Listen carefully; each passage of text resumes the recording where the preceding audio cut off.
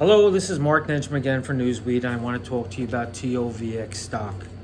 I read the 10Q today, and let me tell you something, it scares the hell out of me.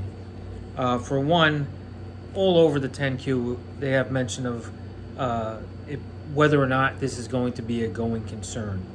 They do get into the science that they've been developing and so forth, but there's many pages that just kind of push you towards wondering why you're invested in this company. I'll give you an example. The company continues to incur losses as of end of June 30th, 2024. The company has accumulated deficit of $322 million. That's all our money. So the money that they raised in equity, basically every penny they've incurred a deficit for. Really scary. I mean, what they're saying is that we've never accomplished a damn thing, and we want you to know that. Company does not have sufficient capitals to fund its operations beyond the date that is 12 months from the date of the filing of the quarterly report. In order to address the company's capital needs, including its planned clinical trial, the company is actively pursuing additional equity or debt financings in the form of either a private placement or a public offering. Now, it gets a little bit worse than this. Sure, they're saying that they have to raise money, but then they get into the fact that the New York Stock Exchange is likely not going to be the exchange that they're on because they're not in compliance with having a market cap the right size or the price the right size. So if the company raises funds by selling additional shares of common stock or other securities convertible into common stock, the ownership interests of the existing stockholders will be diluted. Well, we certainly know that, but we didn't think it was as bad as this 10Q says. Now, when they come out with a 10Q and they're warning you that this company is not going to be around, you better take it very seriously. Then we get into the types of stock. They have common stock, they have Type C, and they have Type D. The Series preferred stock and Series D preferred stock are classified as temporary equity as a result of the deemed liquidation provision. Transaction expenses paid to third parties will be charged to temporary equity and will not be accredited as deemed dividends until redemption becomes probable. During May 2024, the company issued 888,000 shares of its common stock upon the conversion effected on such date by the holder of 135,431 shares of Series C convertible preferred stock at a conversion price of $1.22. As a result, the conversion of the company reduced the Series C stock 988,000 and increased common stock $1,000 and additional paid in capital $987,000. Oh man, lots of dilution. Another big thing I've mentioned a number of times in videos is there is no mention in the 10Q of all the patents that they have been awarded, nor does it have any mention of what the cost is for these patents. It's a very serious thing, and it gets into the next point, which is they have declared that they are not compliant in terms of reporting and that they have problems with the way they report. Very serious. Let me find that document here in the 10Q.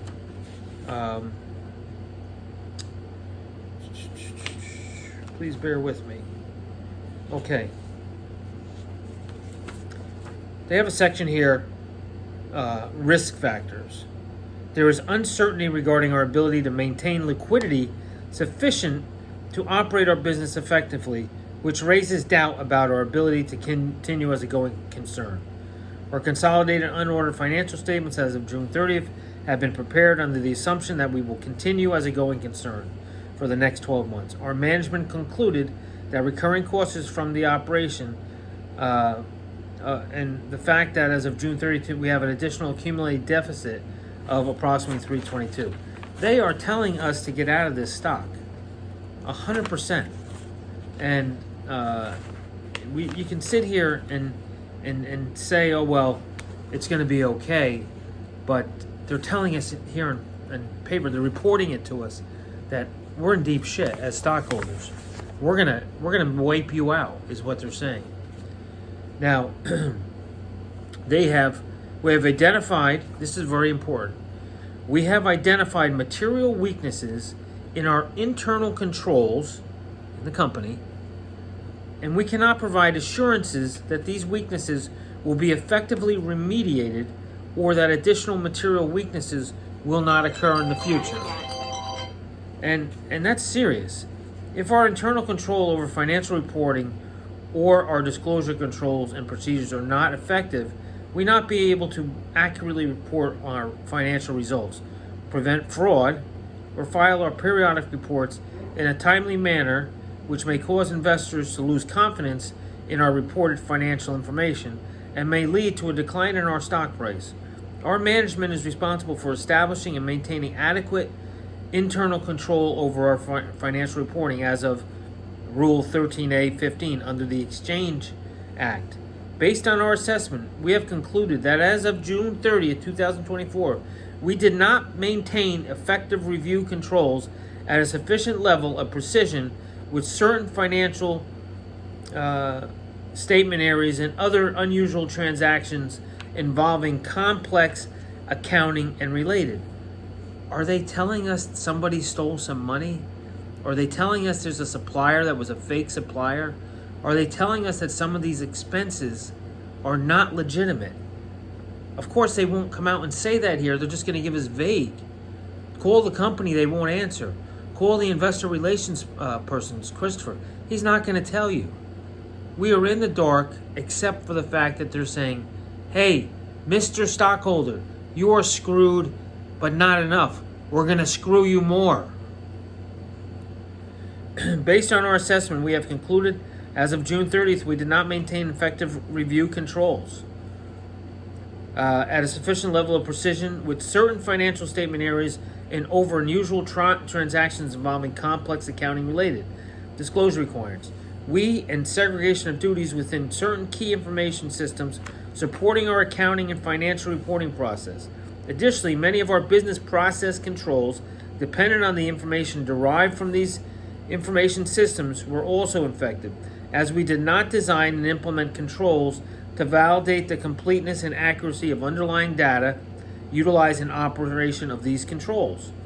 While we plan to take remedial action to address the material weaknesses, we cannot provide any assurance that such remedial measures or any other remedial measures we take will be effective.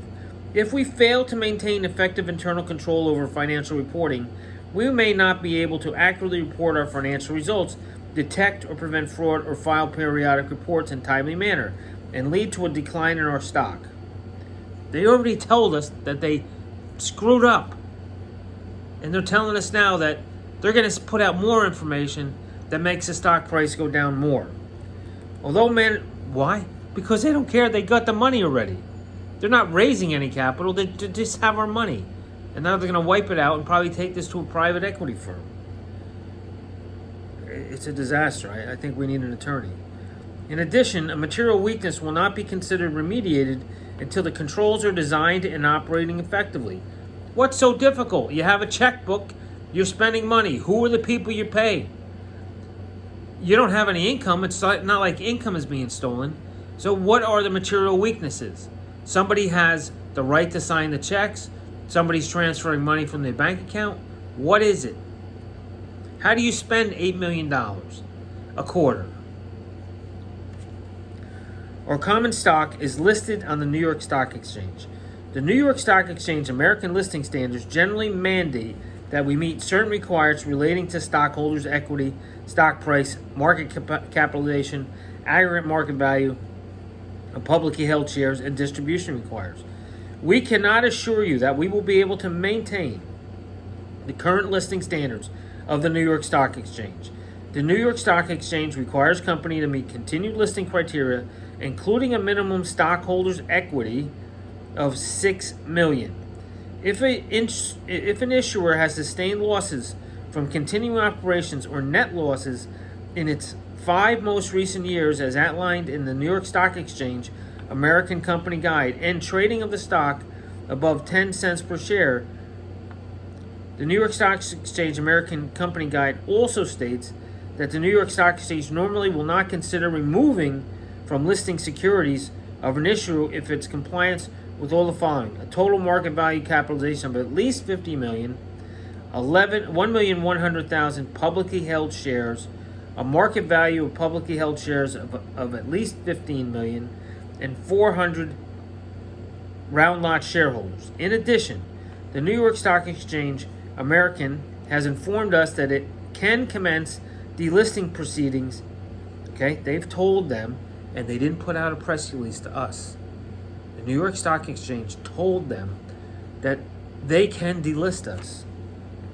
In addition, the New York Stock Exchange has informed Thriva Biologics that it can commence delisting proceedings and immediately suspend trading in the event that our common stock trades at levels viewed to be abnormally low and no longer suitable for listing pursuant to Section 1003 FV of the New York Stock Exchange American Company Guide. Generally, the New York Stock Exchange American views trading at below a price of 10 cents to be abnormally low. As stated above, in the event that we were to fail to meet requirements of the New York Stock Exchange per share, requirements of the New York Stock Exchange American could commence delisting proceedings and immediately suspend trading of our common stock of the New York Stock Exchange. Or if we fail to meet other requirements such as stockholders' equity requirements and we could not timely cure such deficiency, our listing could become subject to New York Stock Exchange American continued listing evaluation. Now, again, let's go back to the patents that SHALLCROSS refuses to publicize. Information like patents is what makes a stock and stock purchasers feel like there's value. But he insists on holding back that information. We have one person, Gregory, that searches for these patents and tells who he can. But SHALLCROSS negligently, fraudulently refuses to say anything about the patents. It's a big problem. With our cash position of approximately $14.5 million in early August 2004, we believe we would be able to fund operations into the second quarter 2025. That's the good news. The good news is also the science. The bad news is these people for Thriva Biologics might be bad people.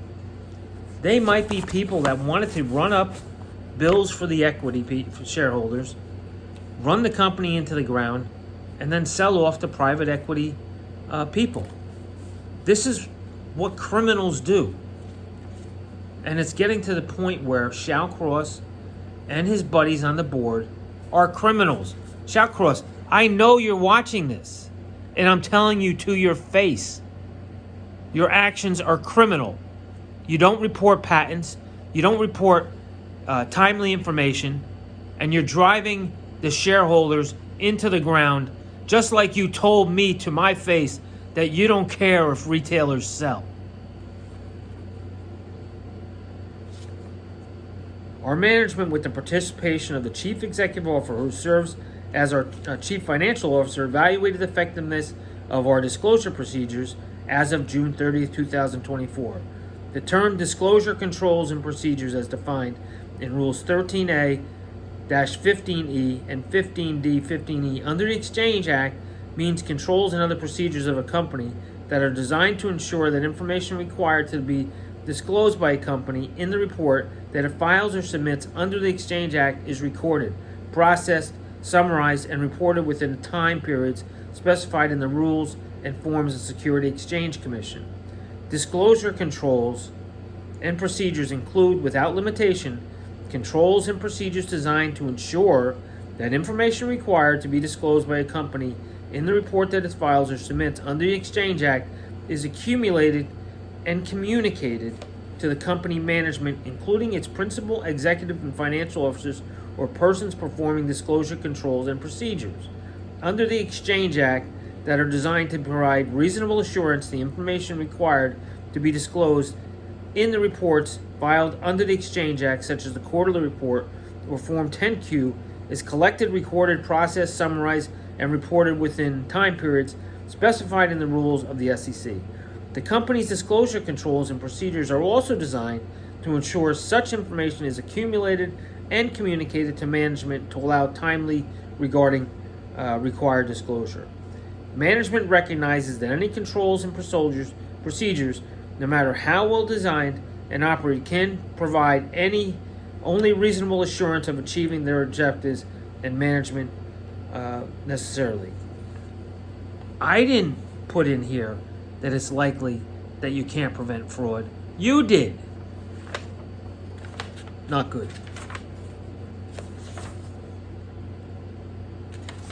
Well, that's all I have to say for tonight. I was so guessing earlier on my earlier video, figuring that, well, he raised some capital that gives him another quarter. But the fact of the matter is, in writing, SHALLCROSS and the board of directors are telling us straight out that they are going to screw us. This is exactly what it means. Don't listen to me. Pull out the 10Q, read the 85 pages, and call me and let me know if I'm an idiot. I'm not giving you financial advice. I'm just reading from what they gave us. And it doesn't look good. It looks to me like, one, with the reverse split, they devalued the stock. Two, by changing the name, they confused all investors. Three, by not showing the patents, they made sure that nobody got excited about the stock. The FDA and their actions were told to us, but they sold into those news. What is happening here? The deals they made with the preferred stock C and D make us worthless, make them powerful. Thanks. This is Mark from newsweed.com. A foolish investor, apparently. Thanks.